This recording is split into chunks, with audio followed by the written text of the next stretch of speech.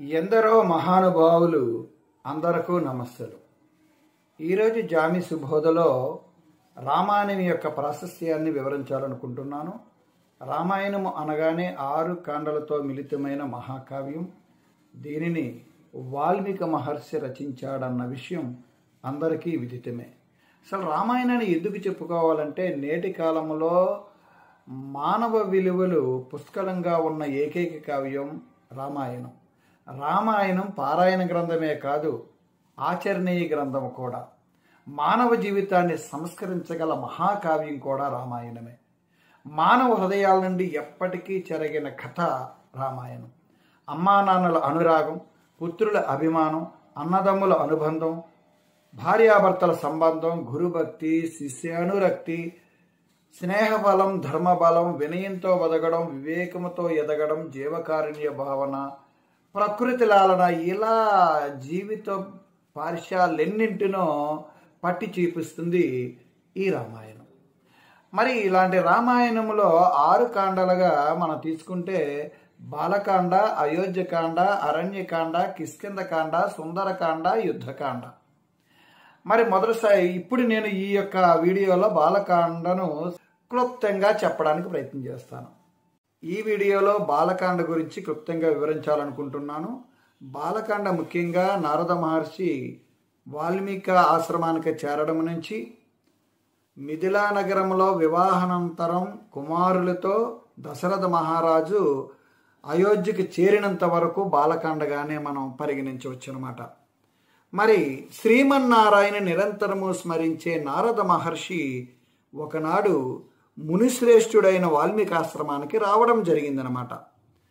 నారద మహర్షిని చూడగానే వాల్మీకి మహర్షి సంతోషముతో ఆనంద పరవశుడై వారిని మర్యాదగా సాధారణంగా గౌరవముతో తోడ్కొని ఉచితాసనాన్ని ఏర్పాటు చేసి, ముల్లోకాలు మీరు అనేక విషయాల్ని సంగ్రహిస్తూ ఉంటారు, చూస్తూ ఉంటారు, పరిశీలన చేస్తూ ఉంటారు. మరి ఈ ముల్లోకాలలో అన్ని సుగుణాలు కలిగిన ఎవరైనా వ్యక్తులు ఉన్నారా అని అడగడంతో, అన్ని సుగుణాలు అంటే సకల ప్రాణులకు మేలు చేసేవాడు, ధర్మం తెలిసినవాడు, అందరికీ ఆశ్రయం ఇచ్చినవాడు, ఎన్ని ఆపదలు ఏర్పడినా తొనకినవాడు, బెనకినవాడు, అసూయ లేనివాడు, వీరుడు, ధీరుడు, అందం ఉన్నవాడు, ఇలాంటి అన్ని సుగుణాలు ఒక వ్యక్తిలో ఉండడం కష్టమే. కానీ ఒకరు ఉన్నారు, వారే శ్రీరాముడు. మరి వారి యొక్క చరిత్రను మీకు వివరిస్తాను. తప్పకుండా విశ్వలోకానికి మీరు అందించండి అని చెప్పి రామాయణంలో ముఖ్యమైన విషయాలన్నీ కూడా వారికి తెలియపరిచి నారద మహర్షి బ్రహ్మలోకానికి పయనమవ్వడం. అలా నారద మహర్షి చెప్పిన రామాయణ కథ వాల్మీకి మనసులో నాటుకుపోయింది. నిరంతరము చెవిలో అలా ప్రతిధ్వనిస్తూనే ఉంది. మరి వాల్మీకి మహర్షి తన శిష్యులైనటువంటి భరద్వాజ మొదలుగు వారితో గంగానది సమీపంలో గల తమసా నది దగ్గరకు వెళ్ళడం, ఆ ప్రాంతమంతా కూడా ప్రకృతితో పరవశించిపోవడం, ఆ దృశ్యం మనసునికి ఆహ్లాదం కలిగించడం. అదే సమయంలో ఆ స్నానానికి దిగుతున్న సమయంలో ఒక చెట్టుపై క్రౌంచ పక్షుల జంట అనురాగముతో ఆప్యాయంగా ఆ జంట చేస్తున్న ప్రతిధ్వనులు మహర్షిని ఆనందపరవశను చేయడం, ఆ ప్రాంతమంతా కూడా ఎంతో ప్రశాంతంగా ఆనందంగా ఉన్న సమయంలో ఒక్కసారి శోకం, భయానకమైనటువంటి పరిస్థితి ఏర్పడింది. అదే ఒక కిరాతకుడు ఆ జంట పక్షుల్లో మగ పక్షిని చంపడం జరుగుతుందన్నమాట.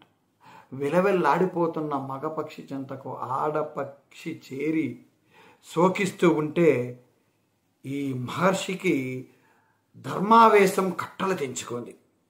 మానిషాద ప్రతిష్ఠాంత్వా మగమహ శాశ్వతీ సమహ యత్ క్రౌంచ మిథునాదేకం అవధి కామమోహితం. ఓ కిరాతకుడా, క్రౌంచ పక్షి జంటలో ఆ పరవశమైతున్న జంటను విడదీసి చాలా పాపం మూట కట్టుకున్నావు అని చాలా శపించడం, ఆ కిరాతకుని శపించడం జరుగుతుంది. కానీ ఆ ప్రాంతం విడిచి ఆశ్రమానికి వచ్చిన ఆ శోకమే అలా నిరంతరం ప్రతిధ్వనిస్తుందన్నమాట. ఆ శోకము నుండే ఈ శ్లోకం మానిషాద అనే శ్లోకం ఉద్భవించింది. అలా ఆ శోకములో ఉన్నటువంటి మహర్షిని సందర్శించడానికి, ఆ శోకాన్ని పోగొట్టడానికి బ్రహ్మ ఆశ్రమానికి రావడం, బ్రహ్మని చూడగానే ఈయన కొంచెం శాంతపడి వారిని సాదరంగా ఆహ్వానించి ఉచితాసనాన్ని ఏర్పాటు చేసి అంతకంటే తక్కువ ఆసనంలో వీరు కూర్చోవడం జరిగింది. అంటే ఇక్కడ పెద్దల పట్ల గౌరవం, ఇది రామాయణంలో గొప్ప విషయం అండి. విలువలతో కూడుకున్న విషయం అంతా కూడా ఇందులోనే ఉంటుందన్నమాట. అందుకే పెద్దల పట్ల మనం ఎప్పుడు గౌరవంగా ఉండాలి. వారి దగ్గర కూర్చునేటప్పుడు కూడా మనం ఆ మర్యాదను పాటించాలని ఇక్కడ ఈ యొక్క దృశ్యం మనకి విపులీకరిస్తుందన్నమాట. ఇలా విషాదములో ఉన్నటువంటి మహర్షిని చక్కగా అనేక విషయాలు తెలియపరుస్తూ, ఇది చక్కటి ఛందస్సుతో ఈ యొక్క శ్లోకం వచ్చింది. ఈ ఛందస్సులోనే రామాయణం అంతా కూడా రచించి విశ్వజనానికి అందించు అని రామాయణంలో ఇంకా ముఖ్యమైన విషయాలు నారద మహర్షి చెప్పలేనటువంటి అనేక విషయాలను కూడా చెప్పి వారిని త్వరగా రామాయణాన్ని పూర్తి చేయమని ఆదేశిస్తూ వెళ్ళడం జరుగుతుందన్నమాట. వెంటనే ఆయన నిమగ్నుడై రామాయణాన్ని ఒక్కసారి రచించడానికి సిద్ధపడతారన్నమాట. సరయూ నదీ తీరంలో కోసల అనే రాజ్యం ఉంది. ఆ రాజ్యానికి రాజధాని అయోధ్య. అయోధ్య అంటే యోధులకు సైతం జయించడానికి వీలు లేనిది, శక్యము కానిది అని అర్థం. అయోధ్య అనగానే మనకి తెలుసు ఉత్తరప్రదేశ్లో ఉన్నటువంటి ప్రస్తుతం రామమందిరం నిర్మాణం చేసినటువంటి ప్రదేశం, హిందువులకు అతి పవిత్రమైన ప్రదేశంగా ప్రస్తుత కేంద్ర ప్రభుత్వం చాలా ప్రతిష్టాత్మకంగా చేసిన గొప్ప అయోధ్యలో రామమందిరం, ఇవన్నీ విషయాలు మనకి విదితమే. మరి చక్కగా దశరథ మహారాజు అయోధ్యను రాజధానిగా చేసుకుంటూ కోసల రాజ్యాన్ని పరిపాలిస్తున్నాడు. ప్రజలను కన్నబిడ్డల వలె సాకి ఏ విధమైన కష్ట నష్టాలు రాకుండా నిత్యం ఆనందంగా సుఖ సంతోషాలతో ఉండే విధంగా చేయడం. అందుకే అంటారు యథా రాజా తదా ప్రజ. రాజు ఎలా ఉంటే ప్రజలు అలా ఉంటారు. అంత ఆనందంగా ఉంది. అయోధ్య అంతా కూడా ఆనందమే ఆనందం. కానీ ఎన్ని ఉన్నా సంతానం లేదన్న బాధ దశరథ మహారాజును కుంగదీస్తుంది.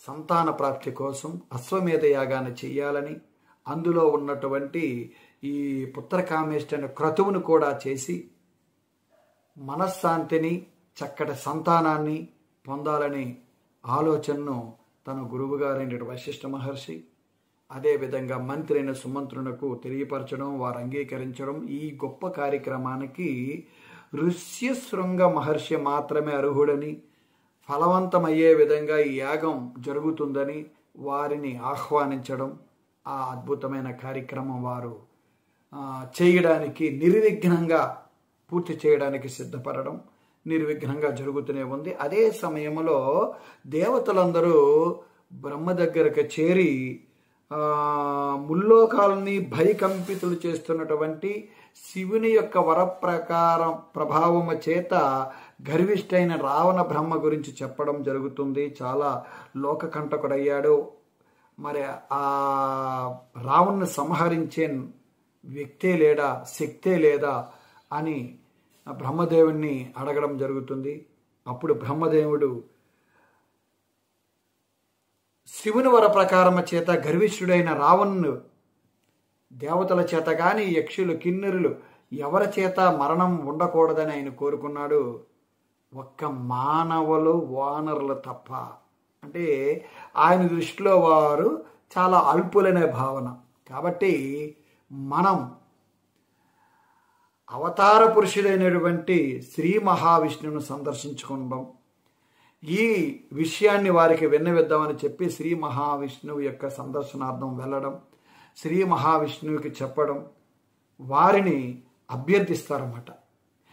ఈ సమయంలో దశరథ మహారాజు పుత్రకామేష్టి యాగం చేస్తున్నాడు, క్రతువు చేస్తున్నాడు. మరి మీరు 4 కుమారులుగా మీరే ఆ మహానుభావుడికి కుమారులుగా జన్మించి తదుపరి మానవుడిగా ఉన్న మీరు లోకకంటకుడైన రావణ సంహరించాలి అని చెప్పడం, వెంటనే విష్ణువు దానికి సమ్మతించడం కూడా జరుగుతుందన్నమాట. ఇలా దశరథ మహారాజు పుత్రకామేష్టి యాగం చేస్తున్న సమయంలో ఆ యజ్ఞం నుండి గొప్ప తేజస్తో కూడుకున్న దివ్య పురుషుడు రావడం, ఒక పాత్రను, బంగార పాత్రను, వెండి మూత ఉన్నటువంటి బంగార పాత్రను, అందులో పాయసం దశరథ మహారాజుకి యజ్ఞ ప్రసాదంగా సమర్పించడం, వారు తమ భార్యల చేత ఆ పాయసం తాగించడం, సంవత్సరం తర్వాత అసలు లోకములో లేనటువంటి పుత్రులు 4 కండం జరుగుతుంది. రామ, లక్ష్మణ, భరత, శత్రుఘ్నులు. మరి దశరథ మహారాజు యొక్క ఆనందానికి అవధులు లేవు. కోసల రాజ్యంలో ప్రజలందరూ పండగ చేసుకుంటున్నారు. పుత్రులు లేనటువంటి, సంతానము లేనటువంటి ఆ మహారాజు అసలు ఆనందమే ఆనందం, నిత్యం ఇంకా ఆనందం తాండవిస్తుందన్నమాట. అలా కాలం తిరుగుతుంది. అనేక విద్యలు కుమారులు నేర్చుకున్నారు. శుక్లపక్ష చంద్రుని వలె దినదిన అభివృద్ధి చెందుతున్నారు. అన్ని విద్యలు నేర్చుకొని సక్రమంగా ఒక యోధుల్లా తయారయ్యారు. అదే సమయంలో ఆ అయోధ్యకు విశ్వామిత్ర మహర్షి రావడం జరుగుతుంది, ఒక యాగ నిమిత్తం. వారిని చూడగానే దశరథ మహర్షి ఎదురేగి వారిని సాదరంగా ఆహ్వానించి ఉచితాసనాన్ని ఏర్పాటు చేసి, మహర్షి మీ రాక యొక్క పరమార్థం తెలియజేయండి, దాన్ని నిర్వర్తించడానికి, ఫలవంతం చేయడానికి నేను సిద్ధపడతాను అని చెప్పడం జరుగుతుంది. వెంటనే వశిష్ఠ మహర్షి యొక్క అనుమతితో విశ్వామిత్రుడు లోక క్షేమం కోసం ఒక యాగాన్ని నేను సిద్ధాశ్రమంలో ప్రారంభిస్తున్నాను, కానీ అక్కడ మారీచ స్వభావాలైన రాక్షసులు యజ్ఞానికి విఘ్నం కలిగిస్తున్నారు. వారిని సంహరించే శక్తి, యుక్తి నాకున్నప్పటికి కూడా యాగం చేస్తున్న కారణంగా నా శక్తిని నేను తగ్గించుకోదలుచుకోలేదు.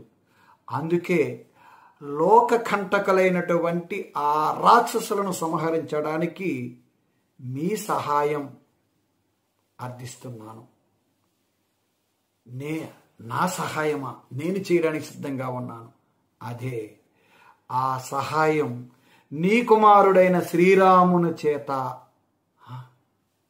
శ్రీరాముడు లోకకంటకులైనటువంటి అతి భయంకరులైనటువంటి ఆ రాక్షసు సంహరించడమా? ఇప్పుడిప్పుడే ఎదుగుతున్నటువంటి యవ్వనం కూడా సరిగా లేనటువంటి ఆ బాలలు భయంకరమైనటువంటి రాక్షసులు సంహరించడమా? మహర్షి, ఇది సాధ్యము కాదు. అవసరమైతే నేను రావడానికి సిద్ధపడతాను. నన్ను మన్నించండి.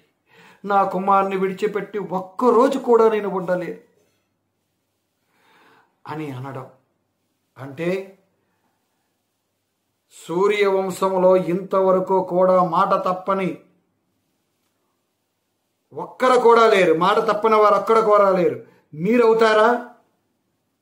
అయితే రిక్త హస్తాలతో వెడలదును అని చాలా కోపంగా ఈ విశ్వామిత్ర మహర్షి వెడలడంతో వెంటనే వశిష్ఠ మహర్షి వారిని వెనక్కి రప్పించి దశరథ మహారాజుకి అనేక విషయాలు తెలియపరిచి, శ్రీరాముడు సామాన్యుడు కాదు, బాలుడు కాదు, ఆయన అవతార పురుషుడు, నిరభ్యంతరంగా వారిని పంపించండి అని చెప్పడంతో బాధపడుతూ పంపించలేక, మాట కాదనలేక, తన వంశ ప్రతిష్ట భంగం కలగకుండా రామ లక్ష్మణుల ఇద్దరినీ కూడా విశ్వామిత్రుని వెంట పంపించడానికి సిద్ధపడతారన్నమాట. ఆ విధంగా విశ్వామిత్రునితో రామ లక్ష్మణులు వెడలడం జరుగుతూ ఉంటుంది. మరి అక్కడ వారి వెంట గురువుగారి వెంట నడుస్తూ ఉంటారు.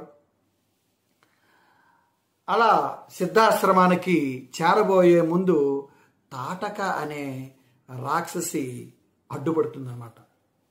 అంటే మారీచుని యొక్క తల్లి అతి భయంకరం అన్నమాట. 1000 ఏనుగుల బలముతో పుట్టింది. మరి ఆమెను ముందు సంహరించాలి. వెంటనే రామునికి ఆదేశించడం జరుగుతుంది. రామా, సంహరించు తాటకిని. కానీ ఆమె స్త్రీ సంకోచిస్తాడు.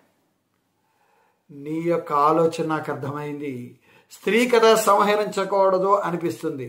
కానీ ఆమె స్త్రీ కాదు, రాక్షసి. 1000 ఏనుగుల బలముతో విశ్వాన్ని గడగడలాడించేది. మరి లోక రక్షణ నిమిత్తము సంహరించవలసిందే అని చెప్పగానే తన తండ్రి మీరు ఏది చెబితే అది చేయమని ఆదేశించారు కాబట్టి తప్పకుండా తండ్రి ఆజ్ఞను గురువుల యొక్క కోరికను నెరవేరుస్తానని నిత్య విద్యార్థిగా ఉన్నటువంటి రాముడు ఒక్కసారి రామబాణాన్ని ప్రయోగించి ఆ తాటకని వధించడానికి సిద్ధపడతాడు. వెంటనే ఆ బాణానికి తట్టుకోలేక మీదకొచ్చి వారిని రామలక్ష్మణులు బంధించడానికి ప్రయత్నం చేస్తుందన్నమాట. వెంటనే దానికి ముక్కు చెవులు కూడా చేతుల్ని ఖండించేదని చేస్తారు. ఆ తాటకి వెంటనే తన రూపాన్ని మార్చుకొని అదృశ్యమై కనబడకుండా చాలా ఇబ్బంది పెట్టి ఆ రోజు అంతా కూడా యుద్ధం భీకరంగా జరుగుతుంది. చివరిసారిగా సమయం ఆసన్నమవుతుంది. చీకట పడిపోతుంది. చీకట పడితే రాక్షసులకు శక్తి రెట్టింపు అవుతుంది. రామ, సంకోచించకు, చీకట పడుతుంది, సంహరించు అనగానే శబ్దభేది బాణ ప్రయోగముతో వెంటనే నేల కోల్చడం జరుగుతుందన్నమాట. ఆ తాటకి మరణానంతరం వీరు ఆ ప్రదేశానికి విడిచిపెట్టి తర్వాత కొంత విశ్రమించి తరువాత మరలా సిద్ధాశ్రమానికి బయలుదేరే ముందు వారికి బల అతిబల విద్యను కూడా నేర్పడం జరుగుతుందన్నమాట. ఈ విద్యలు ఎందుకంటే అహర్నిశలు వారికి నిద్రాహారం లేకపోయినా శక్తి తగ్గదు, నిద్ర రాదు, ఆకలి ఉండదు, ఆకలి దప్పులు ఉండవు. ఎందుకంటే సుమారుగా 6 రోజులు యాగం అది. ఆ యాగం నిర్విరామంగా కొనసాగాలి. అసలు ఎక్కడ వెనకడుగు వేయడం కానీ విశ్రమించడం కానీ ఉండకూడదనమాట. అందుకు బల అతిబల అనే విద్యలు వారికి అందించడం జరిగింది. సిద్ధాశ్రమం చేరడం, ఆశ్రమాన్ని ఒక్కసారి రామలక్ష్మణులు పరిశీలించడం జరుగుతుంది. యాగం తర్వాత ఉదయం ప్రారంభం అయింది. రామలక్ష్మణులు సిద్ధాశ్రమాన్ని అలా పరిశీలన చేస్తున్నారు. 5 రోజుల యాగం పరిపూర్ణమైపోయింది. 6వ రోజు వచ్చేటప్పటికి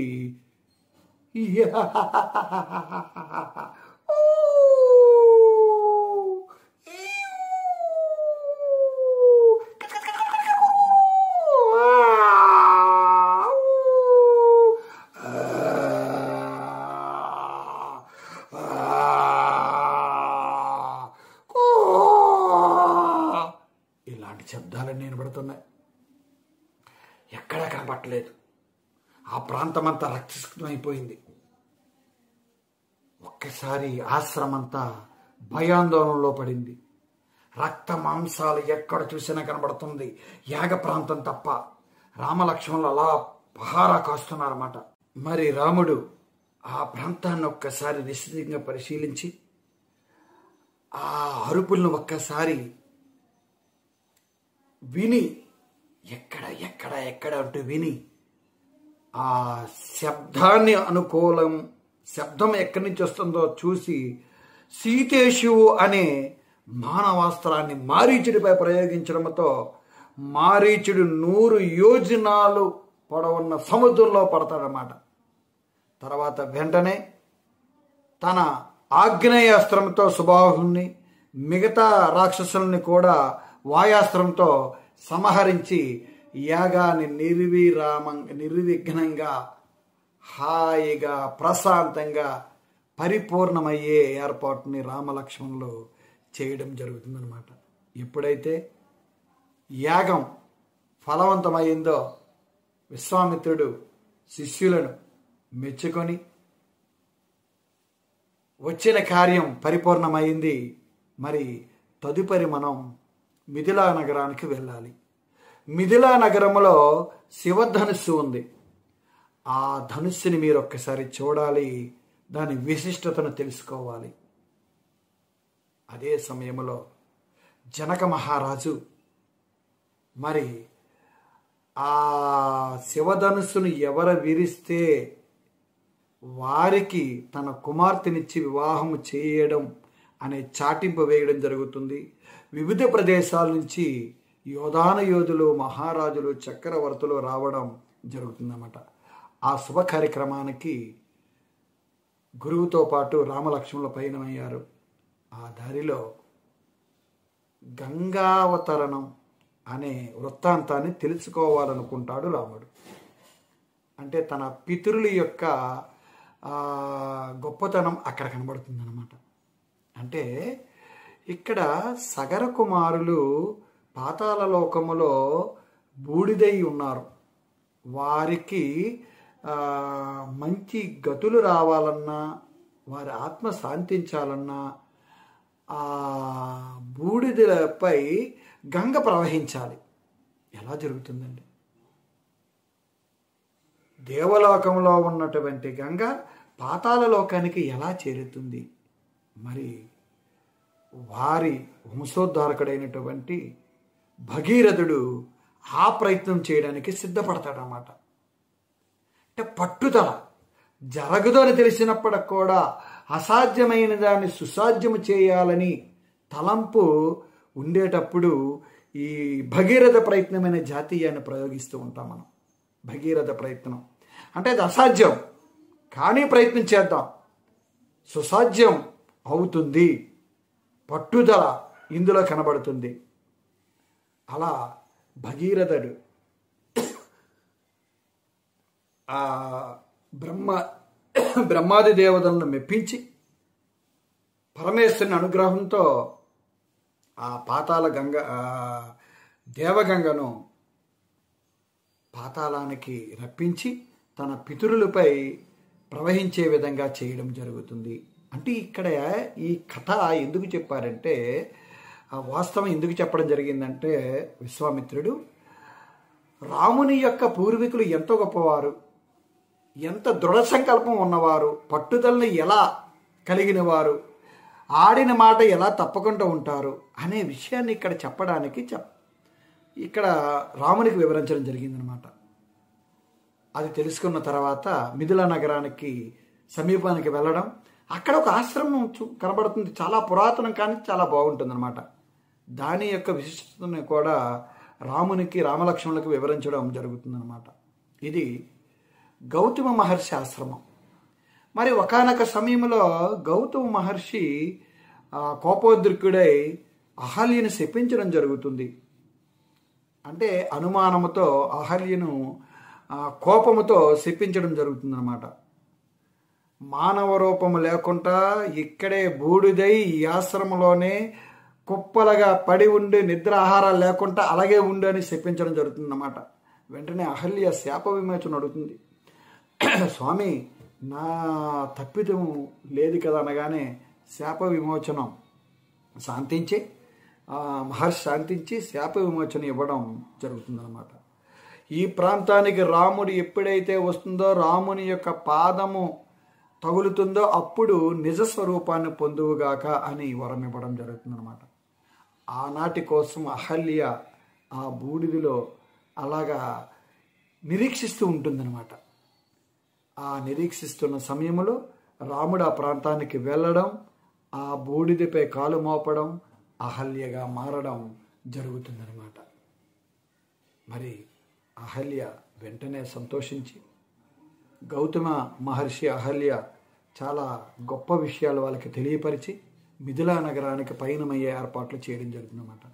మిథిలా నగరంలో శతానందుడు అంటే గౌతమ మహర్షి యొక్క కుమారుడు, పెద్ద కుమారుడు, వారిని సాదరంగా ఆహ్వానించి తన తల్లికి పునర్జన్మ కలిగించిన రామునిపై విశేషమైన భక్తి శ్రద్ధలు కలిగి వారిని చక్కగా ఆ నగరానికి రప్పించడం జరుగుతుంది. ఈ విషయాన్ని తెలుసుకున్న జనక మహారాజు వెంటనే ఎదురేగి విశ్వామిత్రుని మహర్షికి రామాదులకు కూడా వసతులు కూడా ఏర్పాటు చేయడం జరుగుతుందన్నమాట. వెంటనే ఈ రామలక్ష్మణుల యొక్క పరిస్థితిని ఆ విశేషాలను కూడా జనక మహారాజుకి వివరించడం, తదుపరి తర్వాత రోజు ఈ శివధనుసి యొక్క గొప్పతనాన్ని అసలు ఎలా చేయాలని, ఎలా ఎక్కువ పెట్టాలి అనే విశేషాన్ని ఒక్కసారి తన మనసులో ఏర్పాటు చేసుకుంటాడు రాముడు అనమాట. అయితే ఇక్కడ ఏంటంటే యోధులందరూ కూడా పరిశీలన చేస్తూ ఉన్నారు, ఒకసారి చూస్తున్నారు, దాన్ని కదపలేకపోతున్నారు, వెళ్ళిపోతున్నారు అంతే. అంటే ఒక ప్రత్యేకంగా స్వయంవరాన్ని ఏమైనా ప్రకటించే ఏర్పాట్లు మనకు వాల్మీకి దాంట్లో లేదు. అలా అనుకోండి పోనీ, అలా ఆ విధంగా వచ్చారు. మొత్తం మీద శివధనుస్సుని తీసుకురావడానికి 5,000 వీరాది వీరులు దాన్ని మోసుకురావడం జరుగుతుందన్నమాట. ఎక్కడకు? రాముని ఆ సభాస్థలికి. సీతమ్మ తల్లిని అలా ఏదైనా శుభకార్యక్రమం జరిగేటప్పుడు ఒక మంచి ఆసనంలో కూర్చోబెడతారు కదా, అలా కూర్చోబెట్టారు. అక్కడ సీతమ్మ తల్లిని చూసి అందరూ ఆ చక్రవర్తులు అందరూ కూడా ఆ ప్రయత్నం చేశారని చెప్పడం జరిగింది. ఇక్కడ రాముడు ఒక్కసారి శివధనుస్సుని చూడగానే పులకించిపోతారన్నమాట. అద్భుతం, ఏమిటి శివధనుస్సు ఇంత అద్భుతంగా ఉందని చెప్పి ఒక్కసారి ఎక్కడ పట్టాలో నారాయణుడు తెలుసు కదండి. అక్కడ శివధనుస్సుని పట్టేటప్పటికీ ఆ శివధనుస్సు అలా శక్తి విహీనమైపోయింది. దాన్ని అలా లేపి ఒక్కసారి వింటినారిని అలా కట్టి చక్కగా ప్రయోగించాడండి. ఇలా వింటినారను పట్టుకొని లాగేటప్పటికీ పేల పేల పేల పేల పేల పేల పేలమైన ధ్వనులతో ఒక్కసారి విరిగిపోయింది. ఆ ధ్వనులతో రామలక్ష్మణులు, జనక మహారాజు, విశ్వామిత్రుడు, సీత తప్ప అందరూ మూర్ఛల్లో పడిపోయారు. అంత శబ్దాన్ని ఇచ్చిందనమాట. వెంటనే సీత మనస్సు పులకించిపోయింది. ఎప్పటి నుంచో రాముని కోసం ఎదురు చూస్తుంది. లక్ష్మీ అవతారం కదండి.